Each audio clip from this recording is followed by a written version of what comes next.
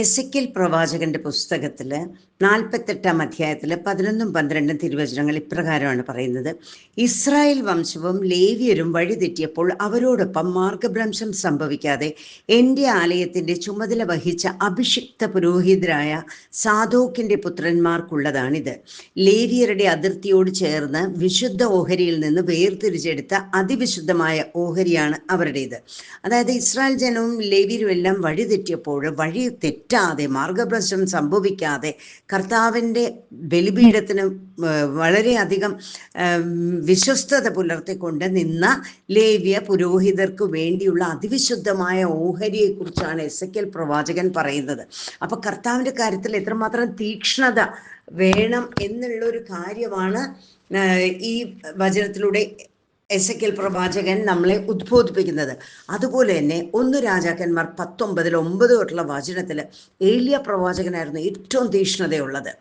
അപ്പോൾ ഈ വചനത്തിൽ ഇങ്ങനെ പറയുകയാണ് ഏലിയ പ്രവാചകൻ, ഇവരൊക്കെ കർത്താവിൻ്റെ വിശുദ്ധ ഓഹരിക്ക് വേണ്ടി, അല്ലെങ്കിൽ കർത്താവിൻ്റെ ആലയത്തിന് വേണ്ടി, കർത്താവിൻ്റെ ബലിപീഠത്തിന് വേണ്ടി ഏറ്റവും അധികം ആത്മാർത്ഥത പുലർത്തിയവരാണ്. അപ്പോൾ ഇന്ന് ഒരു ആരാധന അറിഞ്ഞോ അറിയാതെയോ തട്ടിൽപിതാവോ നമ്മളോട് ആഹ്വാനം ചെയ്യുമ്പോൾ അത് കർത്താവിന് ഇറങ്ങി വരാനുള്ള ഒരു അവസരമാക്കി നമ്മളത് കണക്കാക്കിക്കൊണ്ട് നമ്മളെല്ലാവരും അതിൽ പങ്കെടുക്കുക. വീണ്ടും പറയാണ്, അവൻ അവിടെ ഒരു ഗുഹയിൽ വസിച്ചു. അവിടെ വെച്ച് കർത്താവിൻ്റെ സ്വരം അവൻ ശ്രവിച്ചു. ഏലിയ, നീ ഇവിടെ എന്ത് ചെയ്യുന്നു? ഏലിയ ഉത്തരം പറഞ്ഞു, സൈന്യങ്ങളുടെ ദൈവമായ കർത്താവിനെ പ്രതിയുള്ള തീക്ഷ്ണതയാൽ ഞാൻ ജ്വലിക്കുകയാണ്. ഇസ്രായേൽ ജനം അവിടുത്തെ ഉടമ്പടി ലംഘിച്ചു. അവർ അങ്ങയുടെ ബലിപീഠങ്ങൾ തകർക്കുകയും അങ്ങയുടെ പ്രവാചകന്മാരെ വാൾനിരക്കി ഇരയാക്കുകയും ചെയ്തു. ഞാൻ മാത്രമേ അവശേഷിച്ചിട്ടുള്ളൂ. എൻ്റെ ജീവനെയും അവർ വേട്ടയാടുകയാണ്. ഏലിയ പ്രവാചകന്റെ ആ ഒരു വലിയ വേദനയെക്കുറിച്ച് പറയുകയാണ്. അപ്പൊ കർത്താവ് എന്താ പറഞ്ഞത്? കർത്താവ് പറഞ്ഞത് തീർച്ചയായിട്ടും അപ്പോൾ ദൈവം പ്രത്യക്ഷപ്പെടുകയാണ്. ഇതുപോലെയാണ് ആരാധനയിൽ കർത്താവ് നമ്മളെ നേരിട്ട് കണ്ട് നമ്മളോട് സംസാരിക്കാൻ വരികയാണ്. നമുക്ക് വേണ്ടുന്ന കാര്യങ്ങൾ നമ്മൾ മുട്ടുകുത്തി കരങ്ങൾ ഉയർത്തി നമ്മൾ പറയുക, ഞങ്ങളുടെ സഭയെ രക്ഷിക്കണമേ എന്ന്. എന്നിട്ട് ഇതിൽ പറയുകയാണ്, കർത്താവ് വരുന്ന ആ കാര്യങ്ങൾ പറയണം. നീ ചെന്ന് മലയിൽ കർത്താവിൻ്റെ സാന്നിധ്യത്തിൽ നിൽക്കുക, സന്നിധിയിൽ നിൽക്കുക.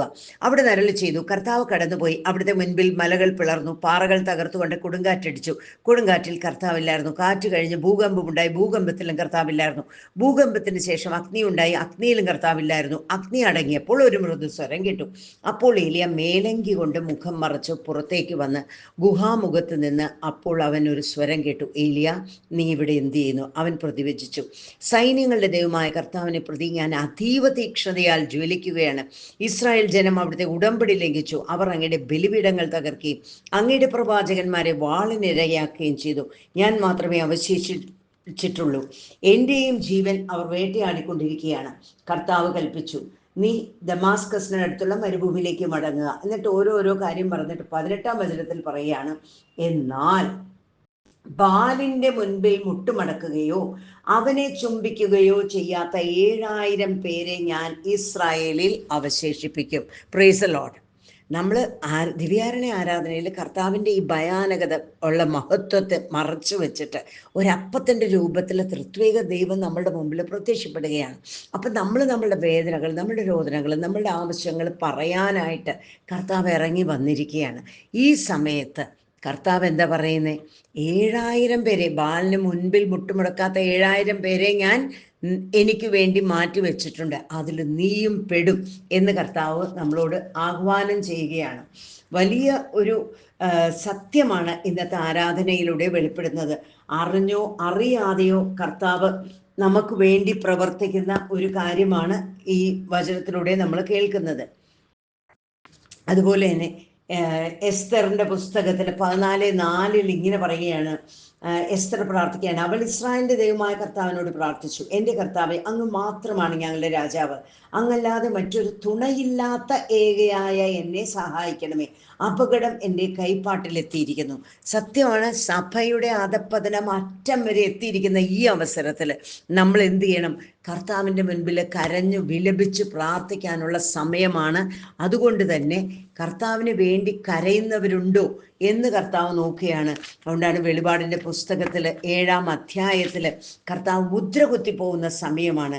ഈ വചനത്തിൽ പറയുകയാണ്, ഇതിനുശേഷം ഭൂമിയുടെ 4 കോണുകളിൽ 4 ദൂതന്മാർ നിൽക്കുന്നത് ഞാൻ കണ്ടു. കരയിലോ കടലിലോ വൃക്ഷങ്ങളിലോ വീശാതിരിക്കാൻ ഭൂമിയിലെ 4 കാറ്റുകളെയും അവർ പിടിച്ചു നിർത്തിയിരുന്നു. വേറൊരു ദൂതൻ ജീവിക്കുന്ന ദൈവത്തിന്റെ മുദ്രയുമായി സൂര്യൻ ഉദിക്കുന്ന ദിക്കിൽ നിന്ന് ഉയർന്നു വരുന്നത് ഞാൻ കണ്ടു. കരയ്ക്കും കടലിനും നാശം ചെയ്യാൻ അധികാരം നൽകപ്പെട്ട ആ 4 ദൂതന്മാരോട് അവൻ ഉറച്ച സ്വരത്തിൽ വിളിച്ചു പറഞ്ഞു, ഞങ്ങൾ നമ്മുടെ ദൈവത്തിന്റെ ദാസരുടെ നെറ്റിത്തടത്തിൽ മുദ്ര കുത്തി തീരുവോളം നിങ്ങൾ കരയോ കടലോ വൃക്ഷങ്ങളോ നശിപ്പിക്കരുത്.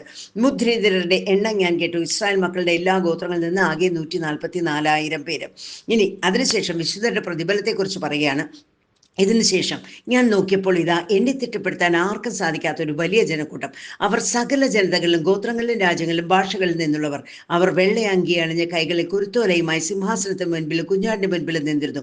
അവർ ഉച്ചത്തിൽ വിളിച്ചു പറഞ്ഞു, സിംഹാസനാരൂഢനായ നമ്മുടെ ദൈവത്തിന്റെയും കുഞ്ഞാടിന്റെയും പക്കലാണ് രക്ഷ. ദൂതന്മാരെല്ലാം സിംഹാസനത്തിന് ശ്രേഷ്ഠന്മാർക്ക് 4 ജീവികൾക്ക് ചുറ്റും നിന്നു. അവർ സിംഹാസനത്തിന് മുമ്പിൽ കമിഴ്ന്നു വീണ് ദൈവത്തെ ആരാധിച്ചുകൊണ്ട് പറഞ്ഞു, ആമേൻ.